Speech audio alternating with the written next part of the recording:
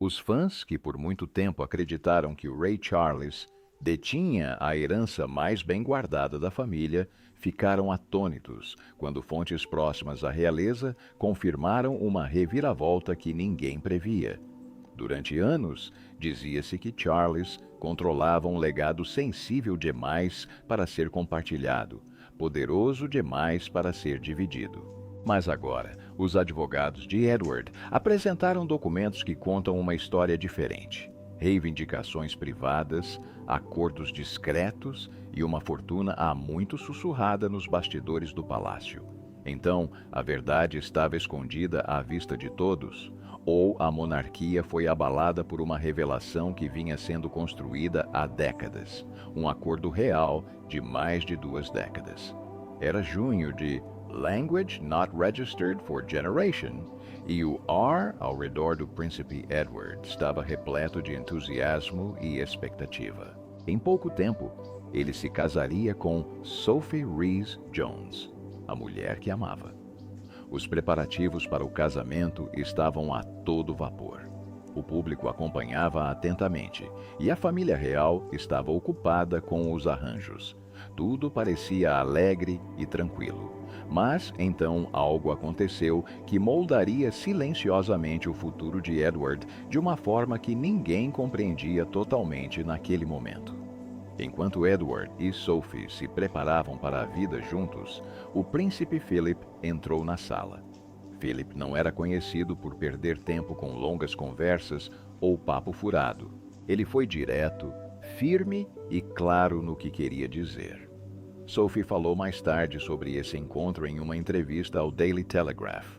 Ela explicou que Philip foi direto ao ponto e não houve longas saudações nem apresentações formais. Ele simplesmente disse que gostaria muito que eles pensassem seriamente sobre algo importante. O que ele queria era inesperado. Ele pediu a Edward e Sophie que considerassem a ideia de que Edward um dia se tornaria o próximo Duque de Edimburgo. A sugestão surpreendeu ambos. Eles não haviam pensado nesse título dessa maneira. O próprio Edward sempre acreditara que seu irmão mais velho, o príncipe Andrew, receberia o título de Edimburgo. Isso parecia a ordem natural das coisas. Mas Philip tinha uma visão diferente para seu filho mais novo. Philip se importava profundamente com o título de Duque de Edimburgo. Não era apenas um nome para ele. Representava anos de trabalho, dedicação e serviço.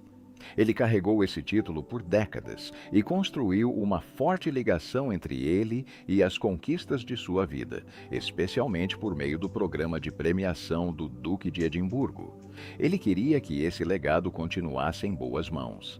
Em sua opinião, Edward era a pessoa certa para levá-lo adiante. No dia do casamento, em junho de Language Not Registered for Generation, quando Edward e Sophie finalmente se casaram em Windsor, o Palácio de Buckingham fez um anúncio oficial.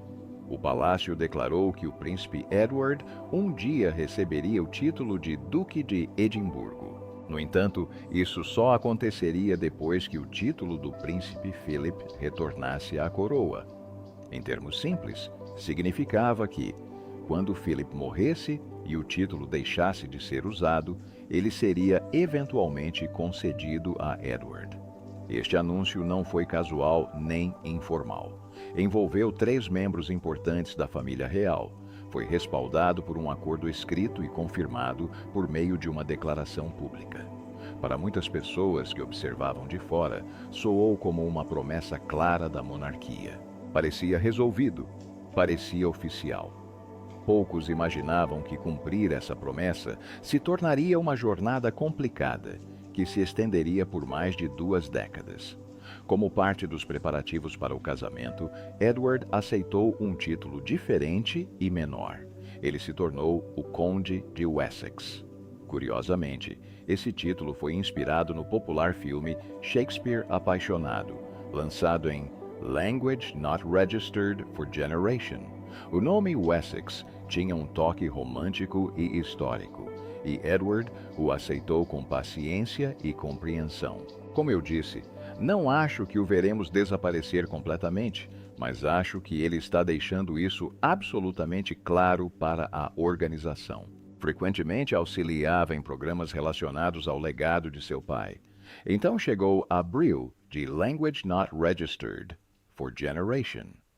O príncipe Philip faleceu em abril de Language Not Registered for Generation, aos Language Not Registered for Generation anos. Sua morte marcou o fim de uma era. Foi um momento profundamente emotivo para a família real e para muitas pessoas no Reino Unido e na Commonwealth. Naturalmente, a atenção se voltou para a questão dos títulos. De acordo com a lei paraestatal britânica, com a morte do príncipe Philip, o título de Duque de Edimburgo não passou automaticamente para Edward. Em vez disso, o título passou para o filho mais velho do monarca. Naquela época, essa pessoa era Carlos III, então Príncipe de Gales. Portanto, legalmente, o título foi para Carlos. O entendimento anterior era de que Carlos recriaria o título posteriormente e o concederia a Eduardo. Recriar um título significa que o monarca o concede formalmente a outra pessoa. Essa etapa era necessária porque, uma vez que Carlos se tornasse rei, certos títulos seriam incorporados à coroa, a menos que fossem concedidos novamente. Em setembro de Language Not Registered for Generation, após a morte de Elizabeth II, Charles tornou-se o Rei Charles III. Com essa mudança, muitos títulos reais foram reorganizados. Naquele momento, o futuro do título de Duque de Edimburgo tornou-se ainda mais incerto. Entre abril de Language Not Registered for Generation e setembro de Language Not Registered for Generation, a família real enfrentou grandes mudanças e pressão pública. A morte de Philip, seguida pelo falecimento da rainha, criou um período de luto e adaptação. Mas seria este mais um sinal de que Edward seria preterido? Estaria Charles tentando reformular as tradições reais de uma maneira ousada e inovadora, ou tratava-se de um conflito interno? Vamos analisar mais de perto. A rivalidade real oculta.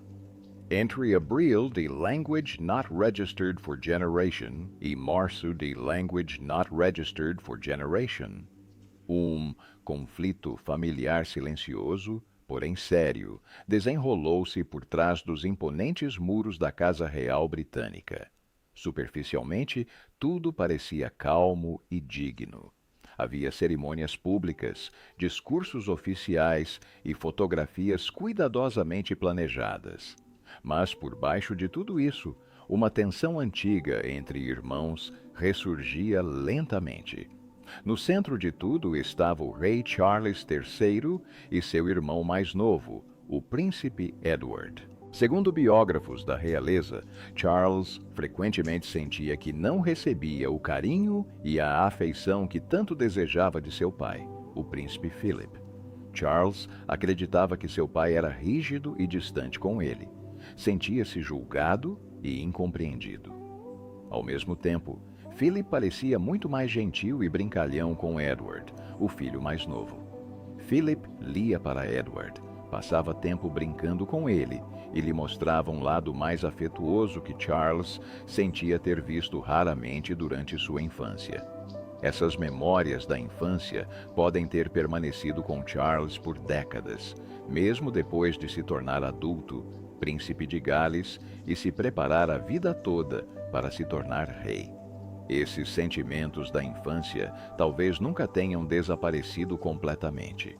Outro escritor, Tom Bower, que escreveu uma biografia sobre Charles, achou surpreendente que um homem de Language Not Registered for Generation anos ainda pudesse sentir ciúmes do irmão mais novo. Afinal, Edward não competia com Charles pelo trono. Ele não ocupava um cargo público de grande influência. Geralmente, mantinha-se afastado de controvérsias e levava uma vida real relativamente tranquila. Contudo, as emoções nem sempre são lógicas. Velhas feridas podem permanecer sensíveis mesmo depois de muitos anos. A situação tornou-se mais grave em julho de Language Not Registered for Generation, apenas alguns meses após o falecimento do príncipe Philip, em abril daquele ano. Começaram a circular notícias de que Charles havia decidido não conceder a Edward o título de Duque de Edimburgo. Este título pertenceu a Philip durante a maior parte da sua vida. Muitos acreditavam que Philip desejava que Edward o herdasse um dia. O próprio Edward vinha se preparando para essa possibilidade há anos. Outra fonte afirmou que, no que dizia respeito a Charles, o título não seria transmitido a Edward e sua família. Essas declarações chocaram muitos observadores da realeza que presumiam que Edward receberia a honra automaticamente. Para complicar ainda mais a situação, a Clarence House, que administrava o escritório de Charles na época, divulgou um comunicado sugerindo que as notícias eram apenas especulações. Eles insinuaram que nada havia sido decidido oficialmente, e isso deixou o público na incerteza. Edward iria receber o título de seu pai ou não? Charles explicou sua posição, dizendo que queria uma monarquia mais enxuta. Seu plano era reduzir o número de membros da família real que detinham títulos importantes e desempenhavam funções oficiais. De acordo com um assessor que falou ao Daily Mail, Charles acreditava que dar a Edward o título de Duque de Edimburgo não se encaixava nessa nova visão. O motivo era que o título não pertenceria apenas a Eduardo, mas passaria posteriormente para o filho de Eduardo, Jaime. Isso daria continuidade à linhagem e manteria o título ativo dentro da família real. No entanto, muitos observadores consideraram que essa explicação não fazia muito sentido. Os críticos apontaram que Charles não havia demonstrado preocupação em reduzir o tamanho da monarquia em outras situações. Compartilhamos também com muitos de vocês no Reino Unido e em todos os países. A história tomou um rumo inesperado em novembro de Language Not Registered for Generation, pouco depois de Charles se tornar oficialmente rei após a morte da rainha Elizabeth II. Começaram a circular rumores de que o Palácio de Buckingham estaria considerando conceder ao Duque de Edimburgo um título em vez de a Edward. A princesa Charlotte é filha do príncipe William e de Catherine, princesa de Gales. Essa ideia surpreendeu muita gente, pois o título tinha uma forte ligação com Philip e sua longa vida dedicada ao serviço público. O príncipe Edward finalmente abordou a situação em uma entrevista à BBC. Falando honestamente, ele disse que a ideia de se tornar Duque de Edimburgo já havia sido discutida há muito tempo, quase como um sonho que seu pai acalentava. Ele descreveu a ideia como uma utopia, algo que soava bem, mas era incerto. Embora as palavras de Edward soassem calmas e respeitosas, havia um toque de decepção nelas. Por que Edward não recebeu o título que todos acreditavam ser seu? Por que ele lhe foi concedido posteriormente? Vamos descobrir a verdade por trás do título de Edward em Language Not Registered for Generation. Em Language Not Registered for Generation, de março de Language Not Registered for Generation, o príncipe Edward comemorou seu 59º aniversário. Deveria ter sido um dia simples e feliz, repleto de votos calorosos e alegria familiar tranquila. Em vez disso, tornou-se um dos momentos mais comentados da história recente da realeza. Naquele mesmo dia, o Palácio de Buckingham anunciou que o rei Charles III havia concedido oficialmente ao seu irmão mais novo, Edward, o título de Duque de Edimburgo. À primeira vista, isso pareceu um presente generoso e significativo. O título já havia pertencido ao pai deles, o príncipe Philip, e muitas pessoas acreditavam durante anos que Edward um dia o receberia. De fato, havia um entendimento prévio na família real de que Edward herdaria o título após a morte de Philip. Por quase 2 anos antes deste anúncio, Edward enfrentou constrangimento público e incerteza. Após a morte do príncipe Philip, Em abril de Language Not Registered for Generation, muitos esperavam que Edward fosse rapidamente nomeado o novo Duque de Edimburgo. Em vez disso, nada aconteceu. O título permaneceu sem uso. Não houve uma explicação clara. Então, quando o título finalmente lhe foi concedido, não pareceu exatamente uma celebração alegre. Para alguns observadores da realeza, pareceu menos um presente de aniversário atencioso e mais uma decisão cuidadosamente calculada. Especialistas da realeza logo apontaram um detalhe importante oculto no anúncio. Eduardo não recebeu o título da maneira usual. Seu ducado foi concedido como um perage vitalício. Isso significa que ele deteria o título apenas pelo resto da vida. Após sua morte, o título não passaria para seu filho. Em vez disso, retornaria à coroa. Quando o príncipe Filipe recebeu o título de Duque de Edimburgo em Language Not Registered for Generation, este era hereditário. Isso significa que seus filhos poderiam herdá-lo. A mesma regra se aplicou a outros ducados reais na história recente. O príncipe André, como Duque de York, detém um título hereditário. O príncipe William tornou-se Duque de Cambridge ao casar-se e o príncipe Harry tornou-se Duque de Sussex. Em todos esses casos, os títulos foram concebidos para serem transmitidos aos filhos. A situação de Edward foi diferente. Seu ducado quebra o padrão. É o único ducado real recente que não é hereditário. Essa diferença acarreta sérias consequências para sua família. O filho de Edward, James, atualmente conhecido como Conde de Wessex, não herdará o título de Duque de Edimburgo quando seu pai falecer. Em vez disso, quando Edward falecer, o título simplesmente deixará de existir. Ele retornará à coroa e o monarca reinante na época poderá concedê-lo a outra pessoa. Na prática, isso significa que o título de Edimburgo existirá por apenas uma geração sob o reinado de Edward.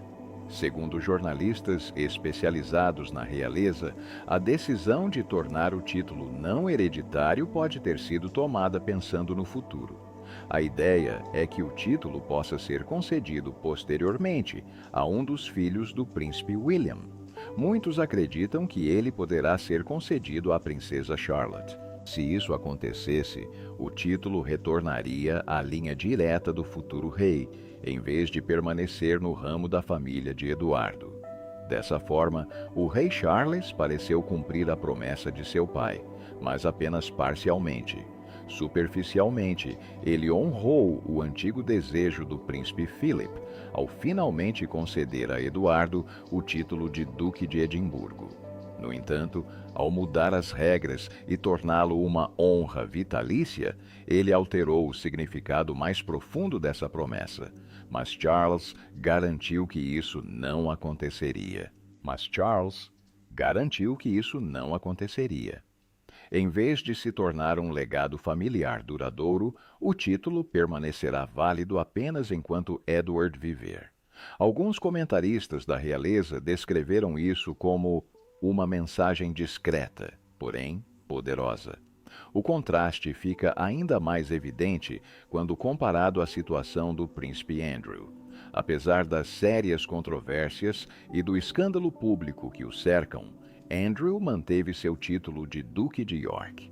Seu título permanece hereditário. Nenhuma mudança foi feita para reduzi-lo a uma honraria vitalícia. Oficialmente, ele ainda é Duque de York e o título poderia, em teoria, ser transmitido de acordo com as regras normais. Para muitos observadores, a mensagem parecia inequívoca. Um príncipe que enfrentou escândalos e se afastou dos deveres públicos ainda detém uma honra hereditária permanente. Enquanto isso, Edward, frequentemente descrito como leal, trabalhador e confiável, recebeu um título que desaparecerá quando ele falecer. Edward geralmente evitou controvérsias ao longo de sua vida. Ele desempenhou suas funções reais discretamente. Durante anos, pareceu satisfeito em trabalhar nos bastidores, sem buscar reconhecimento público. Mas como o advogado de Edward conseguiu enganar a coroa? Será que ele foi guiado por alguém de dentro? Vamos analisar mais de perto. O caso Edward Bagshot Park. Enquanto muitos discutiam sobre títulos reais e se alguém merecia ser chamado de duque, algo muito mais importante acontecia discretamente, longe dos olhos do público. Títulos na família real podem soar impressionantes, mas são, em sua maioria, simbólicos. Eles conferem status, respeito e atenção pública, mas não trazem dinheiro automaticamente. Por exemplo, o título de Duque de Edimburgo não confere terras que possam ser possuídas ou rendimentos que possam ser arrecadados. É uma honra, não um negócio. O verdadeiro poder, no entanto, muitas vezes provém da propriedade.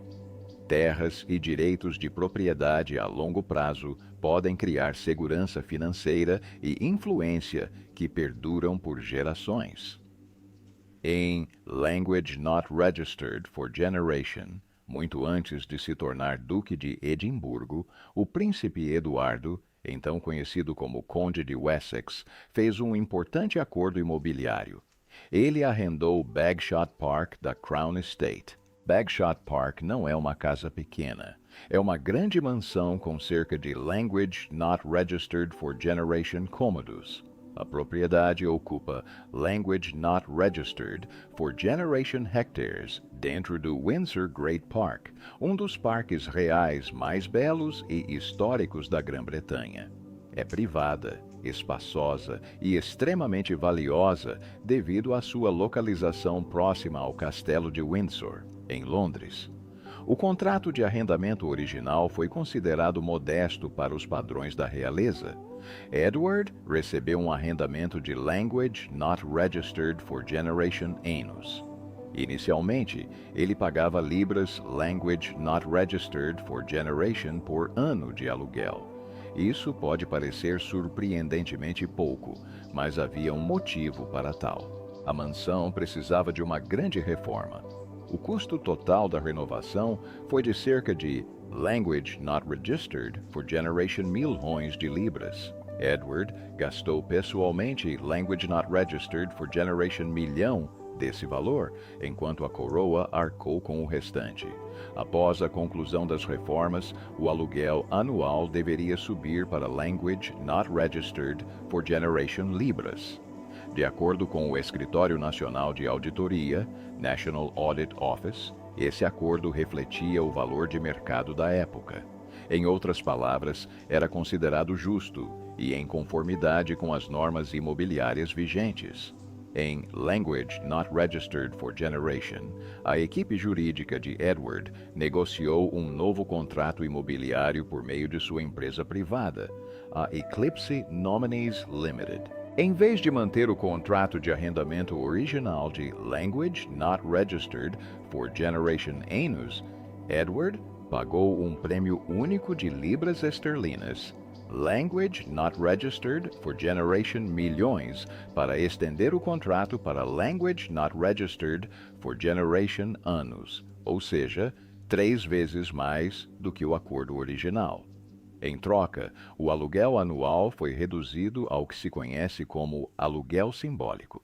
Este é um termo jurídico que significa que o aluguel é quase nada, geralmente apenas libras esterlinas, Language Not Registered for Generation, ou até menos por ano. É principalmente simbólico, usado para demonstrar a existência de um contrato formal. O novo contrato de arrendamento não contém limites rígidos para a revenda. A única condição é que qualquer futuro comprador comprove que pode manter adequadamente a propriedade histórica. Essa é uma regra importante, mas não impede a venda do arrendamento. Ao contrário de alguns outros contratos de arrendamento da realeza, este não limita a herança a membros específicos da família. Por exemplo, o contrato de arrendamento do Príncipe Andrew no Royal Lodge supostamente contém restrições que vinculam a herança a Sarah Ferguson e suas filhas. O contrato de Edward é muito mais flexível. Isso significa que a duquesa de Edimburgo, Lady Louise e James poderiam herdar o arrendamento sem entraves legais. Mais importante ainda, o próprio Edward poderia vender o arrendamento se assim o desejasse. O contrato lhe confere o direito legal de ocupar e controlar uma propriedade da coroa por Language Not Registered for Generation Annus. Especialistas imobiliários estimam que Bagshot Park possa valer cerca de Language Not Registered for Generation milhões de libras. No entanto, Edward garantiu esse direito de longo prazo pagando à vista, praticamente sem aluguel recorrente. Quando o jornal The Times divulgou detalhes desse acordo no final de Language Not Registered for Generation, as críticas foram veementes. Alguns ativistas descreveram o acordo como obsceno. Ativistas da reforma habitacional apontaram que os arrendatários comuns em todo o Reino Unido frequentemente enfrentam dificuldades com o aumento dos aluguéis de terrenos e condições de arrendamento difíceis.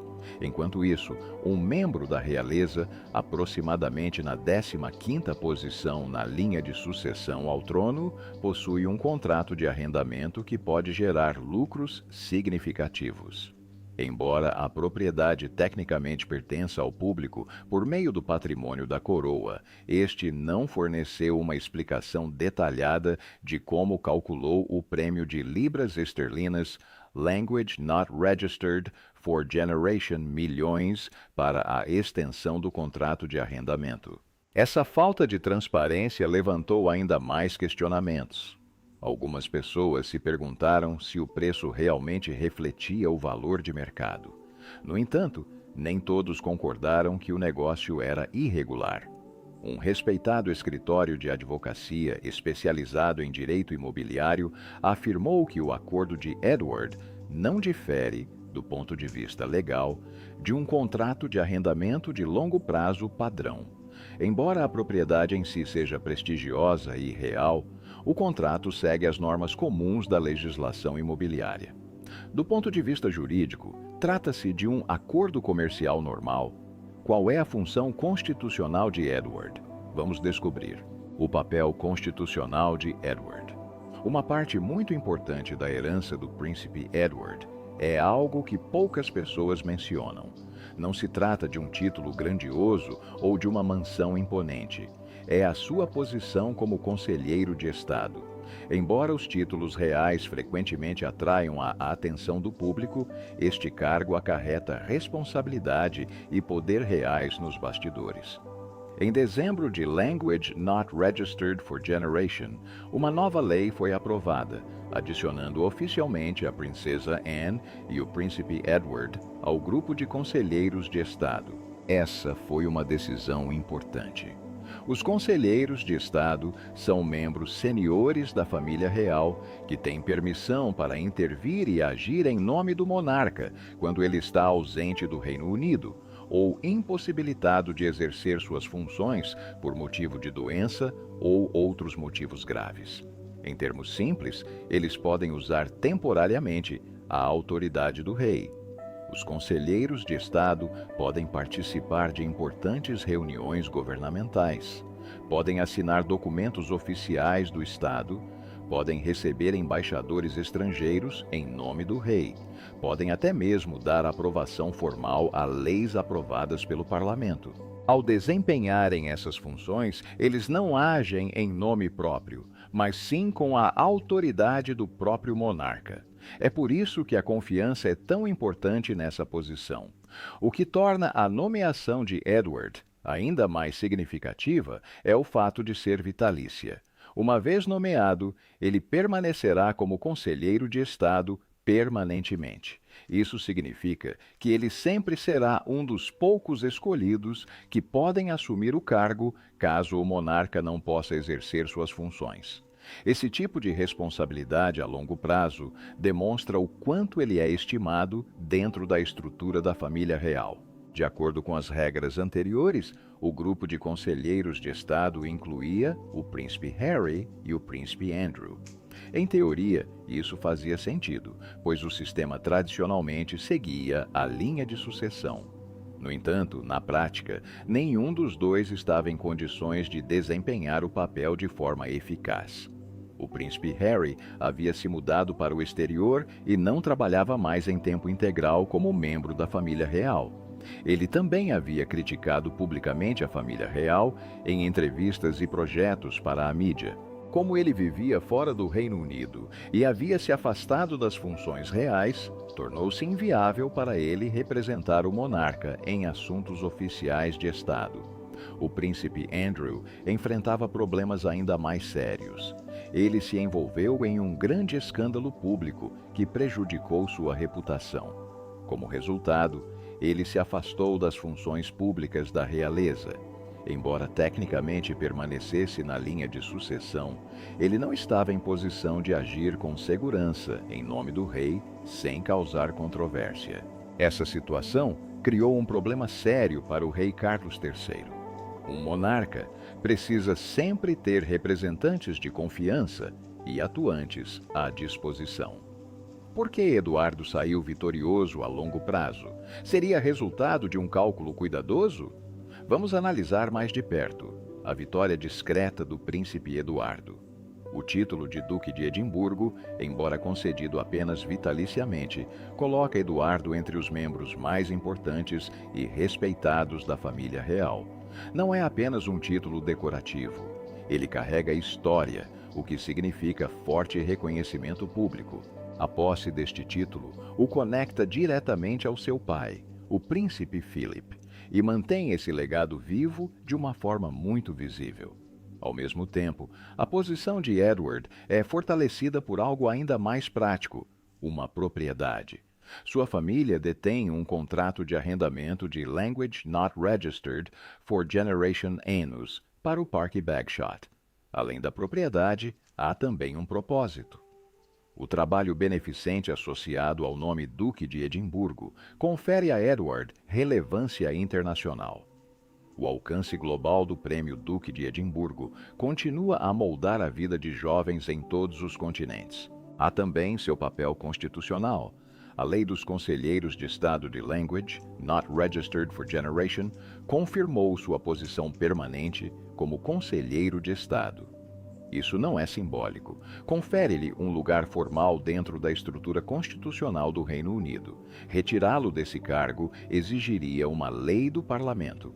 Em outras palavras, não pode ser feito de forma casual ou discreta. É protegido por lei. Essa proteção legal confere a Edward uma estabilidade que poucos outros membros da família real desfrutam. Em Language Not Registered for Generation, seu trabalho constante tornou-se impossível de ignorar. Ele completou Language Not Registered for Generation compromissos oficiais, o que o tornou o terceiro membro da família real mais ocupado, logo atrás de Anne e do príncipe William. Esse número fala por si só. Enquanto outros atraíam as manchetes, Edward realizava discretamente visita após visita, cerimônia após cerimônia, discurso após discurso. Ele representou o rei em importantes viagens internacionais para Papua Nova Guiné, Japão, Índia e Canadá. Essas não eram aparições insignificantes. Representar a monarquia no exterior exige confiança e confiabilidade. Ele também serviu como alto comissário da Assembleia Geral da Igreja da Escócia, um cargo histórico e respeitado. Em reconhecimento aos seus serviços, recebeu a mais alta honraria real da Escócia, a Ordem do Cardo. Essa honraria o conecta profundamente às tradições e à herança real da Escócia. Edward também aceitou o patrocínio da Outward Bound, fortalecendo ainda mais sua ligação com a paixão de seu pai pelo desenvolvimento da juventude e pelos desafios ao ar livre. Passo a passo, responsabilidade por responsabilidade, ele reforçou o legado do príncipe Philip de forma prática e duradoura. Então, o que você achou da chocante confirmação de Edward Lawyer? Deixe sua opinião nos comentários. Não se esqueça de curtir e se inscrever.